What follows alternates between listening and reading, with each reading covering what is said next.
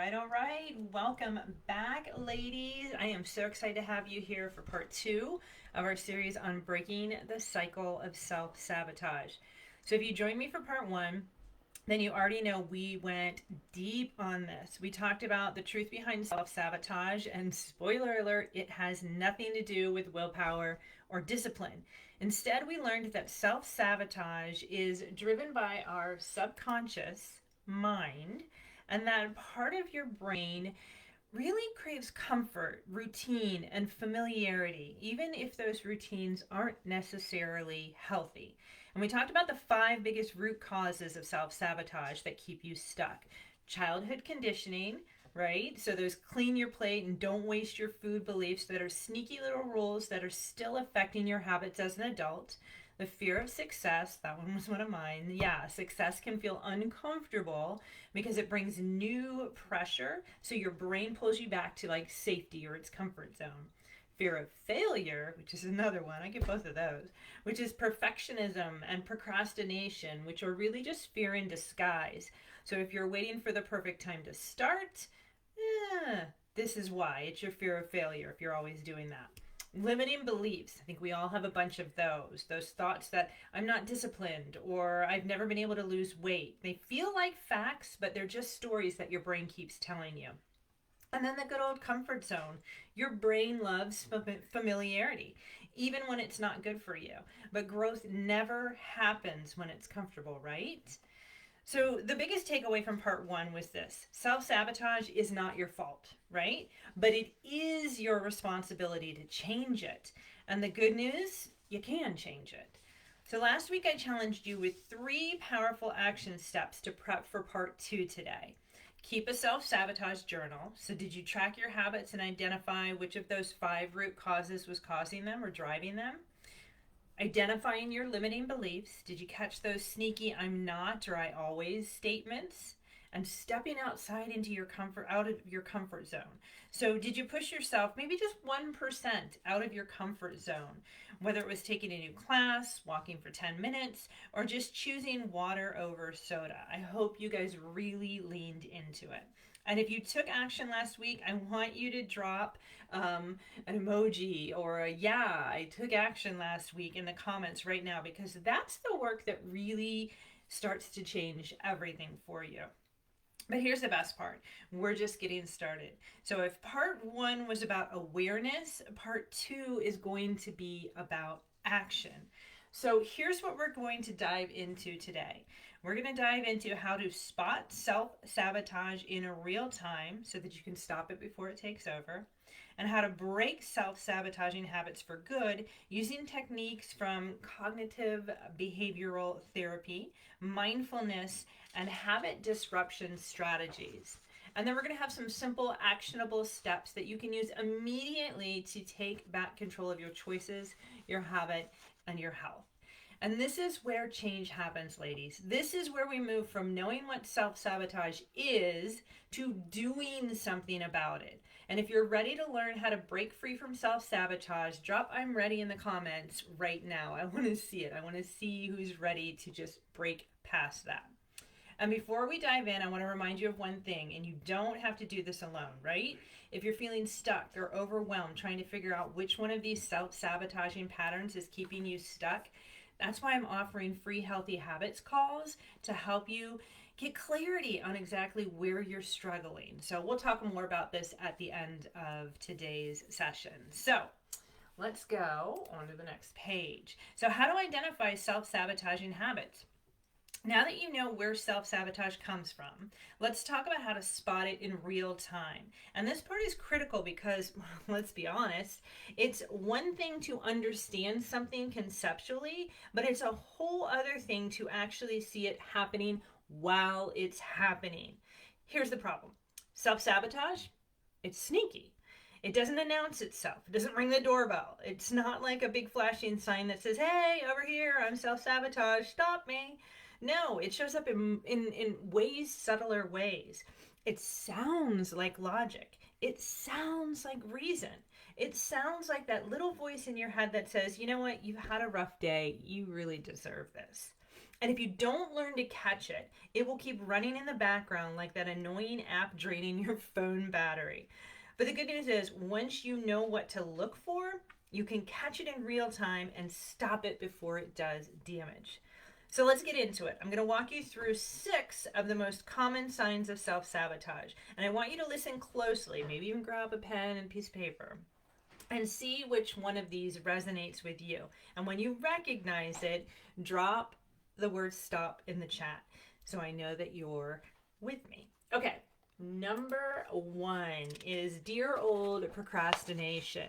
I love this one. This is one of my favorites, and it's one that I have. So you're not alone. Like, even I still have some of these things I struggle with.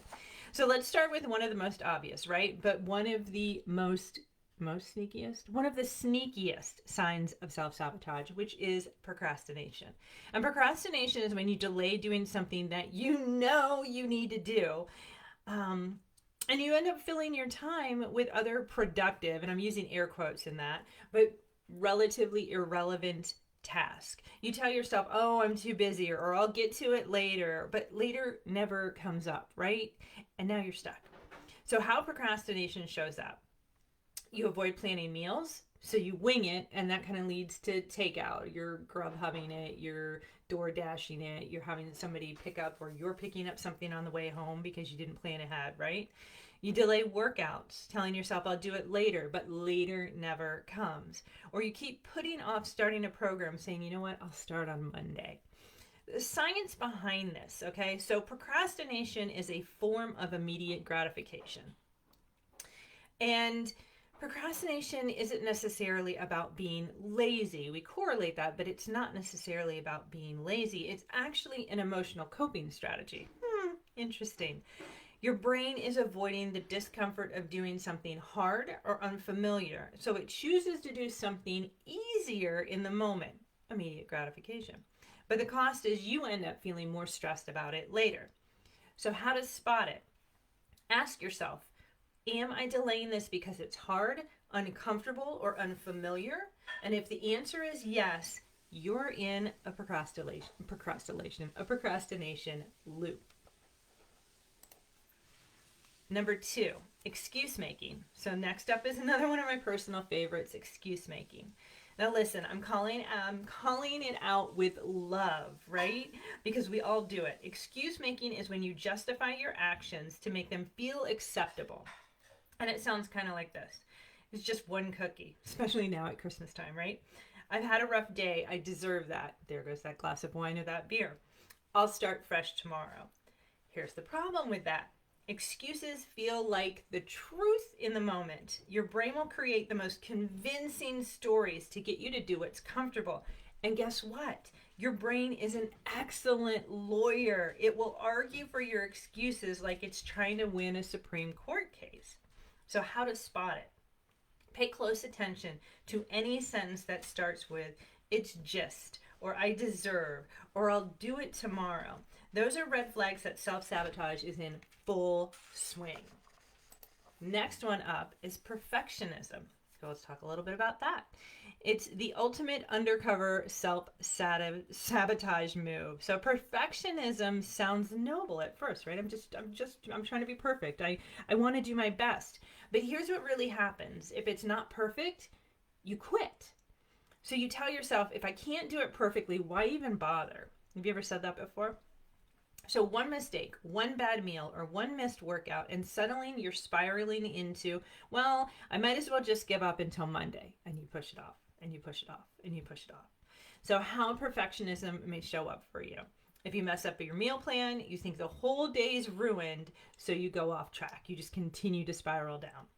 If you can't do a full workout, you skip it entirely. And if you don't have the perfect schedule or plan, you delay starting it all. Like, I'm too busy. I just can't do it, right? So the science behind it. So research on cognitive distortions, which is where this kind of falls, shows that perfectionism is rooted in an all or nothing thinking, where you see things as either a total success or a total failure. It is black or it is white. But life isn't black and white. It's shades of gray. And if you only allow yourself to win when it's perfect, you will always feel like a failure. So here's how to spot it. Anytime you catch yourself thinking, if I can't do this 100%, it's not worth doing at all. You've just met your inner perfectionist. Instead, try this reframe. Done is better than perfect. And this is something that, because I fall into this category too, I do this in all aspects of my life, not only in my health with working out and meal prep, but also in career and relationships. It's better to take tiny steps than to not take anything at all. All right, next we have negative self-talk. Whoo, this is a good one. All right, would you ever call your friend, your best friend, lazy or stupid? No, that's just rude, right? That's just not nice. It's not kind. It's not compassionate. But we do it to ourselves every day. Negative self-talk is one of the most damaging forms of self-sabotage. So the voice in your head sounds like, I'm not good at this, or I've never been able to lose weight, so I probably won't now, or I'm so lazy, I have no willpower. And here's the thing, your brain is always listening to what you say about yourself. And when you say, I'm lazy, your brain goes, oh, okay, that's our identity. Our identity is lazy. You're literally telling yourself, leveraging your negative self-talk, what your identity is. I'm lazy. It's kind of sad when you think about it. And when you do that, your brain starts looking for ways to prove that belief. That's a crazy thing about that. So the science behind that. So there are studies on what they call the self-identity theory. The way we identify ourselves directly influences our actions. So when you see yourself as lazy or undisciplined, your actions start to reflect that. But when you start calling yourself capable, resilient, I use the word healthy all the time. I'm a healthy person. I make healthy choices. If you're in the Total Transformation Program with me, you hear me say that all the time. I'm a healthy person. I make healthy choices. When you say those positive, empowering things to yourself, your actions start aligning with that identity. This is a huge hack. Write it down. Write it down. It is a huge hack. It's the mother of all hacks. So how to spot negative self-talk. So start paying attention to any sentence that starts with I am, right? I am is creating an identity for you anytime you say it. If it's negative, what follows the I am, you're building an identity around it. Challenge it. Challenge the things that you say to yourself. Say, is this actually true? Or is this something that I've been saying to myself for years? Most of the time, it's the latter. All right, this one, click the wrong button there. The all-start Monday mentality. That was almost a tongue twister. So raise your hand if you've ever said, I'll start again on Monday. Listen, this is one of the most common that it might as well have its own fan club. And this is a classic form of a delay-based self-sabotage. This tactic gives you temporary relief from guilt. Isn't that crazy? You feel good because you've made a plan for Monday, but guess what? Monday comes and you end up repeating the same loop. So how it shows up? You binge eat all weekend because you're starting it fresh on Monday. You skip workouts on Thursday because you'll make up for it next week. Or you buy a new planner, I've got a billion of them, and you don't actually use it. So the science behind that. So procrastination researchers call this the fresh start effect, which explains why we love new weeks, new months, new years, new days. The fresh start seems and feels like a clean slate, but in reality, it's just an illusion that delays progress. Are you doing any of that right now? Because New Year's is right around the corner. Oh, there's an accountability group that Heather's talking about. Well, I'll think about that. I'll join that. I'll join that in a couple weeks when the New Year's hits. Do it today. Little plug. Do it today, right? Okay, how to spot it. Ask yourself, why not start today? If you can't answer that without an excuse, you're caught in the trap. You don't need a Monday. You don't need a New Year's. You don't need a new week to change. You just need right now. All right, next one. Distraction. And I made this little meme up myself. Ever notice how as soon as you commit to doing something hard, everything suddenly feels urgent, right? Everything else feels urgent. Like, oh my gosh, there's so many other things I want to do. I need to start on this health journey. I need to work out. I need to prep my food. I need to do all these things, but there's a million other things that I need to do right now. So I'm going to put that off. You suddenly need to clean house, or you need to organize that junk drawer. You need to check your email. This is called distraction-based self-sabotage. Makes sense, right? How it shows up. You avoid your workout by scrolling your phone or watching Netflix, right? You start busy work that feels productive, but it isn't actually progress. So the science behind this is your brain craves dopamine. We love dopamine. Scrolling, cleaning, busy work give you a quick dopamine hit. Hard work like exercise doesn't feel as good right away. In fact, I always talk about I wish I could bottle up that feeling after a workout because I feel so good. If I could just spritz that on me like a facial mist before or when I'm thinking about working out, I would feel so much better and it would be so much easier to just go and do my workout. You know what I mean? Okay, so how to spot it. Ask yourself, am I doing something that moves me closer to my goal or am I doing something that feels easy? If it feels easy, it's probably a distraction. And if you've seen yourself in any of these patterns, drop it in the comments. Tell me which pattern you've seen yourself in. Okay, so next up, I'm going to show you how to break these patterns for good using the power of CBT, which is cognitive behavioral therapy, psychology, and mindfulness. And this is where the magic happens. So, how to break self-sabotaging habits. Okay, so now that we know why self-sabotage happens and how to spot it in real time, it's time for the most important part, how to break it for good. So here's the truth. Self-sabotage doesn't just go away because you know it exists. No, when you bring awareness to something, then it just starts to follow you everywhere. Because awareness is the first step, but action is what actually breaks the cycle. So the goal here is to rewire your brain because as we talked about earlier, your brain loves patterns. It loves familiarity. And if you're used to procrastinating or making excuses or falling into perfectionism, that's your brain's default mode. It's comfortable, but it's not really helpful, especially when you want to accomplish the things you want to accomplish.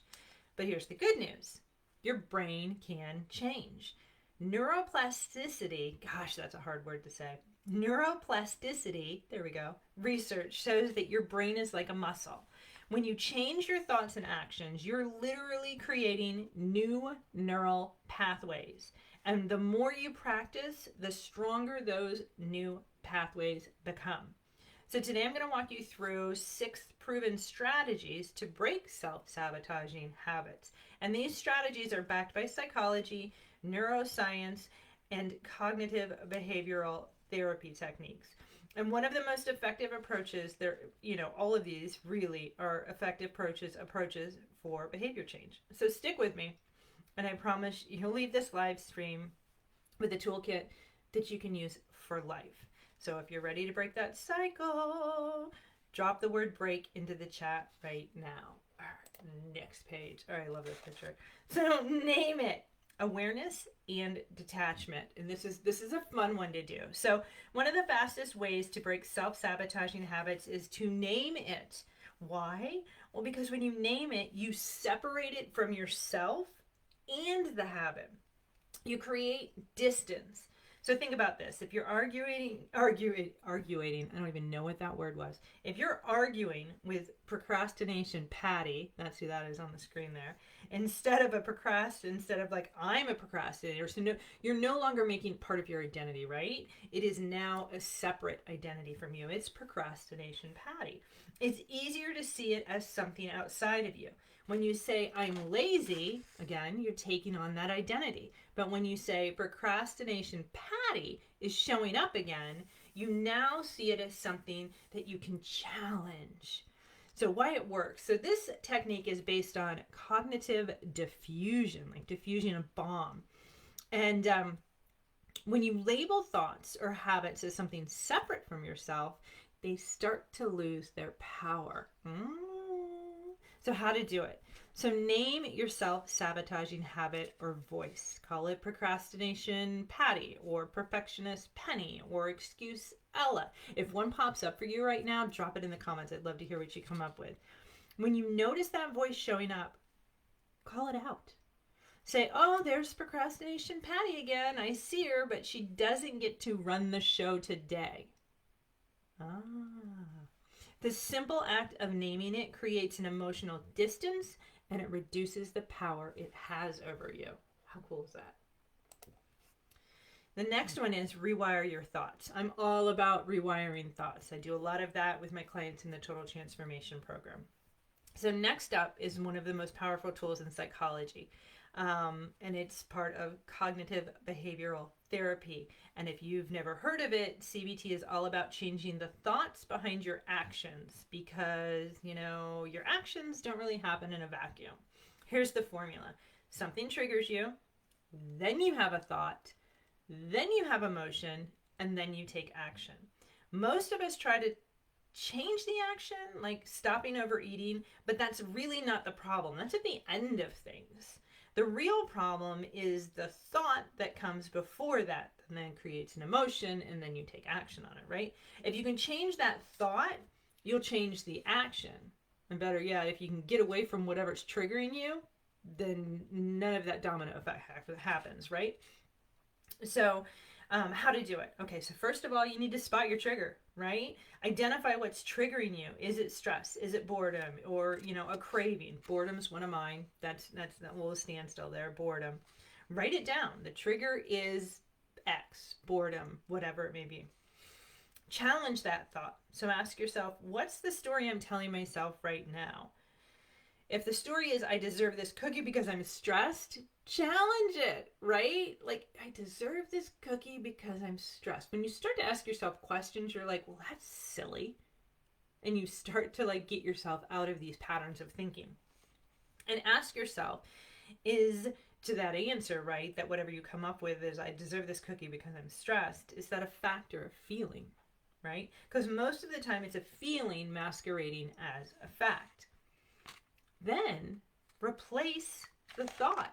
So replace it with something more helpful, like, what I really deserve is 5 minutes of peace and self-care, right? I just need to sit down on the floor and do some yoga, or do some stretching, or just get away from where I am right now that's stressing me out, and go take a walk. That was a big thing I used to do when I was in the corporate world. Is I would get so stressed out, anxiety would creep up, and I would just get up and leave, and it worked. I would get up and leave. I kind of tripped into some of these things. I got up, I got into a different environment. I went and took a walk, whether it was around the building or if the weather was nice, outside the building. And that just brought me down like multiple levels to where I felt normal again, and wasn't, wanting to drink or wanting to go down to the Starbucks in the building and get a coffee. I didn't have to do any of that.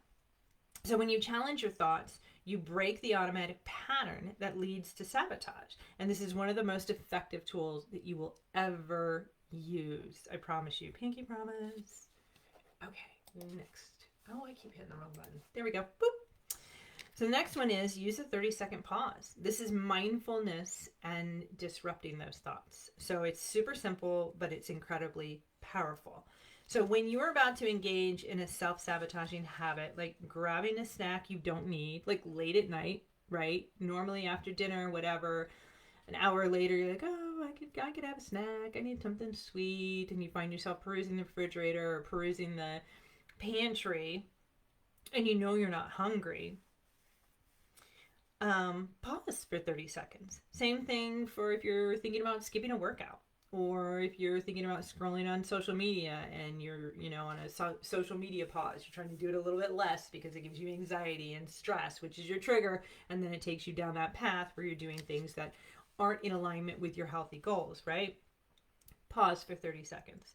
Here's why it works. When you pause, you give your prefrontal cortex, that logical part of your brain, time to kick in. There's actually a time delay there. Your emotions kick in fast. Boom, boom. but your prefrontal cortex takes a little bit of time to catch up. Give it time to catch up. Self-sabotage comes from that emotional, reactive part of your brain. But if you pause, the logical brain will take over. And this gives you a moment to choose your next action and choose it wisely. So how to do it? Pretty simple. Before you act, pause for 30 seconds. Take 3 really deep breaths and ask yourself, what do I actually need right now? Sometimes you'll realize that you don't actually need food. You need a break, right? Or you don't need to scroll your phone. You just need a connection with somebody else. That 30-second pause can shift everything for you. Okay, next one. Reframing mistakes as data. I love this one, okay? This is a growth mindset. So one of the biggest reasons people self-sabotage is because they see mistakes as a failure. And that takes you down the guilt spiral, right? But here's the truth. Mistakes are not failure. Mistakes are data, okay? If you've had a bad day with your eating, it's not I failed. It's I've learned. I've learned something about myself, and dig into that. Right? If you miss a workout, it's not that you're lazy. You're not, I'm lazy, right? You're labeling yourself. You're creating an identity for yourself. It's, I need to plan better next time. This shift-based concept with a growth mindset is really powerful. And research shows that people who see mistakes as learning opportunities are far more successful than people with a fixed mindset who see mistakes as personal flaws. Again, you're taking on something as part of your identity that doesn't need to be there. So how to do it? Anytime you make a mistake, ask, what can I learn from this, right? Write it down. I learned that I need to prep my snacks ahead of time before, my kids' game, right? Because I ended up going to the snack bar and ate everything that was terrible because they don't ever have anything good there, right? And use the lesson to adjust your strategy for the future. It's so good. Okay, the next one is take micro actions. So small wins really do create big wins. This is another powerful way to break a habit, focusing on those micro actions, the smallest possible action you can take. Again, this is another thing that I talk about with my clients in the Total Transformation Program. We get overwhelmed with the things that we need to do. So our weight loss goals, if you need to lose 15 pounds, 10, 20 pounds, 100 pounds, we look at that mountain of a goal in front of us and all the things that we need to do to get there, to make our goal a reality, and we get overwhelmed by it. But what we really need to do is look at our feet and focus on the one next step, the one tiny micro action that we need to do. And when you accomplish that, move on to the next. It is a great way to do it. So why micro actions work? They create momentum. So research shows that even small wins trigger a dopamine response in the brain, which motivates you to keep going. And this is why apps like Duolingo or Fitbit reward you with streaks. Even Audible has streaks, right? Like, oh, you've listened to your book for 12 days in a row. Congratulations. So it's because small wins keep you engaged. So there's psychology behind those apps. Hello, just made you completely wide awake to that one. So how to do this? Ask yourself, what's the smallest action I can take right now, right? A healthy journey, right? I'm trying to eat better. What's the smallest action I can take right now? Well, there's an apple here. I'll eat an apple. That's the smallest action I can take right now. Those things are the things to focus on, not that big mountain, like this whole healthy meal or healthy meal plan or the week that I have to plan ahead of time. Focus on the one thing that's in front of you and take that step, and you'll feel better when you take that healthy step. And do it, right? If you can't commit to a 30-minute workout, this is my favorite. I call it just 5 minutes. If you can't do a 30-minute workout, do a 5-minute walk, right? Or do 5 minutes of that workout. If you can't meal prep for the week, again, just focus on that one snack, that apple. When you start small, you avoid that overwhelm, that mountain in front of you.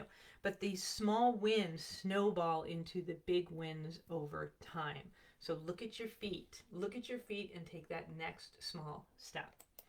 Okay, number 6, build accountability. don't do it alone, right?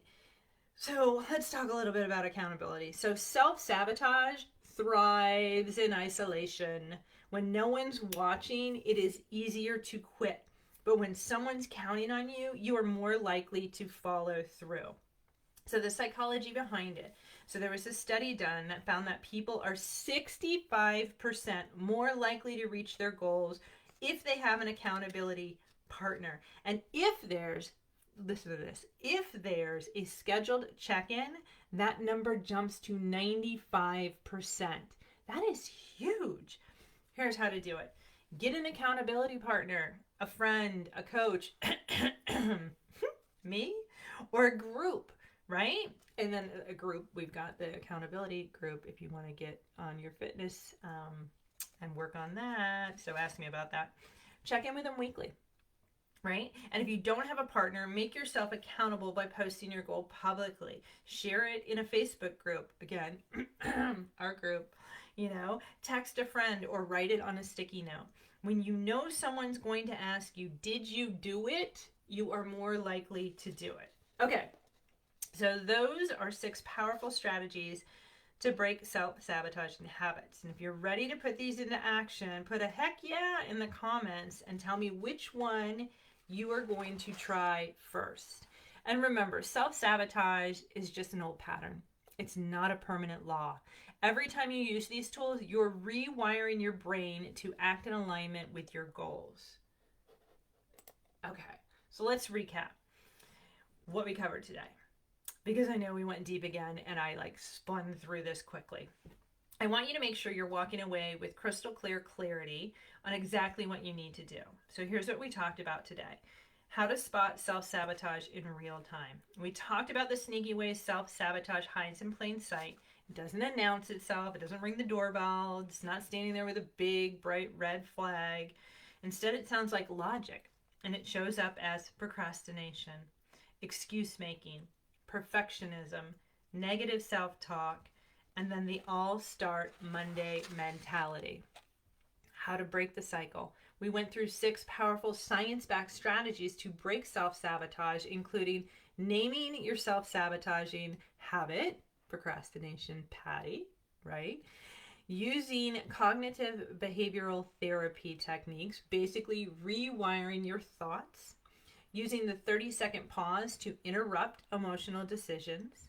Reframing mistakes as data. It's not failure. It's just another way that isn't working for me, and I'll find something else, right? It's not failure. It is a learning lesson. Focusing on micro actions, right? Small wins that build momentum.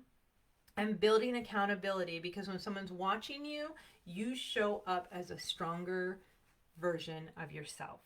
And these are simple tools, but simple doesn't always mean easy. You have to actually practice them until they become automatic. So your action step for today. So now that you have all this knowledge, it's time to put it to work. And here's the deal. I know it's tempting to say, okay, I'll do this later. Hello, that's the I'll start Monday mentality.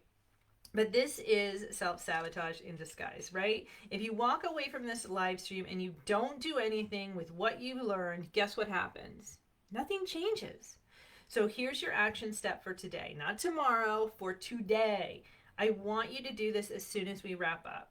So pick your challenge, right? Pick one self-sabotaging habit that you're going to disrupt this week. I'm not talking about 10, just one habit. Don't boil the ocean. Look down at your feet and pick one habit. Maybe it's procrastination. Maybe it's perfectionism. Maybe it's the I'll start Monday mentality. Choose one that's been hitting you the hardest, that really stuck out for you. Once you've identified it, I want you to do 3 things. Name it. Literally give it a name. Excuse Ella, procrastination Patty, whatever. Give it a name. 2, I want you to identify the trigger. What's the situation that makes this habit pop up? Is it boredom, stress? Is it a certain time of day, right? The 2 o'clock or 3 o'clock slump. That's a trigger too. Write it down. What's triggering me to do these actions? And then choose one small action to disrupt it. If you usually say I'll work out later, then today your action is to put on your workout clothes right now, or put your workout tennis shoes on right now. Or another method I use is the trip over it method, where I have like a little stair stepper or my yoga mat, and I literally drop it right in front of my comfy chair where I'm, destined to go after work, and sit down, and there it is staring me in my face. If you usually scroll instead of doing your walk, commit to walking for 5 minutes instead. Or honestly, walk and scroll at the same time. But that's habit stacking, and we haven't talked about that today. But you can still do that. So I'm going to ask you right now, and put it in the comments. What's one habit you're going to disrupt this week? I want to see it. Let's call it out in public, because that's accountability, and that's how you hold yourself accountable, right? No hiding, no delay, just call it out. Ooh. So, ongoing support. So I know for some of you, this is hitting home. You're like, all right, I see it, I got it, Heather. I know what my self-sabotage is, but I'm going to need help. And I hear you, because I've been there myself. So here's the thing, you don't have to do it alone. You really don't. And if you've been trying to break these habits on your own and you keep falling into the same cycle, it's not because you're weak, and it's not because you're not disciplined. It's because we're not meant to do things alone. Real change happens faster when you have support, accountability, and guidance from someone who has been where you are. So if everything we're talking about today is really hitting home, then I want to invite you to schedule a free 15-minute Healthy Habits call with me. And this isn't just another chat on this call. I'm going to help you get clear on your biggest obstacles on your health journey. Identify the self-sabotaging habits that are quietly holding you back, and you'll walk away with 3 actionable strategies that you can use immediately to push past self-sabotage and start living a life you love and a body you love. So if you're tired of going in circles, this is your chance to get personalized guidance and real solutions tailored just for you. No fluff, no overwhelm, just clarity and next steps. So the website there to schedule it is right on the screen, glowforlifefitness.com/healthy habits. So don't wait. Don't put that Monday mentality into play. Go ahead and do it. You deserve to feel in control of your health, your habits, and your life. And this call could be exactly the breakthrough that you've been looking for. And before we go, I want to leave you with this. Self-sabotage, again, is not a permanent flaw. It's not just who I am. It's an old program running in the background. But guess what? You can rewrite that program or delete it completely. Get it off the computer that's your brain. Every time you name a self-sabotaging habit, challenge a negative thought, or take small action, you're rewiring your brain for success. It's not instant, but it's inevitable if you keep showing up for yourself. You are not stuck. You have more power than you realize, and every single tool I gave you today works, but only if you use it. So commit to one action today, just one. And if you got value from today's session, drop in the comments and tell me what your biggest takeaway was. I'd love to hear what clicked for you. And remember, I'm here for you. I believe in you, and I'm cheering for you every step of the way. You're stronger than your self-sabotage. You've got this. All right, I'll see you in the next live stream. Take care.